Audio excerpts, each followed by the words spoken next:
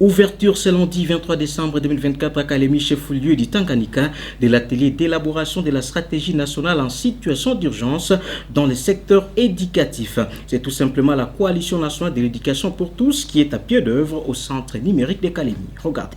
Élaboration de la stratégie nationale de l'éducation en situation d'urgence à RDC. Différentes couches sociales de la population ont préparé une série de consultations tenues à Kalemi au Tanganyika sous la facilitation du coordonnateur national des CONEPT RDC. Les enfants scolarisés et non scolarisés, les leaders communautaires, la société civile dans sa diversité, les confessions religieuses, les enseignants, éducateurs et professeurs, les autorités politico-administratives, ainsi que le partenaire technique et financier du secteur de l'éducation ont dit lundi 23 au mardi 24 décembre 2024 activement prépare à cette série d'activités. L'objectif est non seulement de collecter les données nécessaires en lien avec l'éducation en situation d'urgence au Tanganyika, mais aussi de proposer des pistes et des solutions pour assurer la poursuite de l'encadrement des enfants victimes des catastrophes naturelles, notamment les inondations des écoles et divers conflits, a indiqué Jacques Timbalanga, coordonnateur national de la CONEPT RDC à Kalemi pour cette mission. La République démocratique du Congo est en train d'élaborer une stratégie pour l'éducation en situation d'urgence et c'est dans ce processus que un diagnostic a été lancé dans ce cadre-là. Les données secondaires ont été collectées et ont révélé la nécessité de les compléter par les données primaires.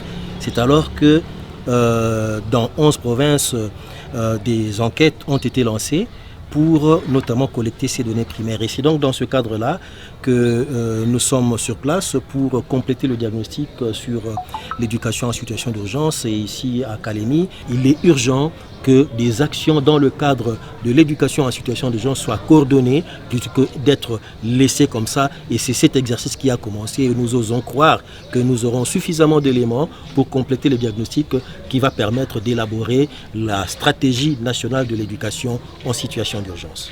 Le directeur provincial de l'éducation nationale et nouvelle citoyenneté dans la province éducationnelle Tanganyika 1, Nicolas Prince-Ouabelaï, qui a lancé officiellement cette séance, a exhorté les participants à une réflexion nourrie pour relever les défis auxquels le secteur de l'éducation est habité pour des solutions dans l'avenir. Nous voudrions donc que ceux qui sont là puissent contribuer, puissent informer, puissent renseigner par rapport à tout ce qu'on a comme information au niveau local.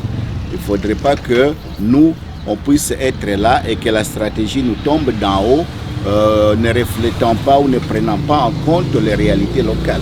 C'est pourquoi ils sont là, pour que toutes les couches sociales soient prises en compte et que chacun puisse apporter sa contribution, sa pierre à l'édifice. Les participants ont salué l'initiative du gouvernement congolais qui, d'après eux, va apporter des solutions à la problématique des urgences au Tanganyika dans le secteur de l'éducation. Il est important qu'on puisse élaborer une stratégie nationale de l'éducation en cas d'urgence. Puisque en fait, dans notre province, nous connaissons beaucoup de crises, beaucoup de situations d'urgence. Et il y a des enfants qui sont pratiquement abandonnés, qui sont pratiquement hors du cadre du système éducatif.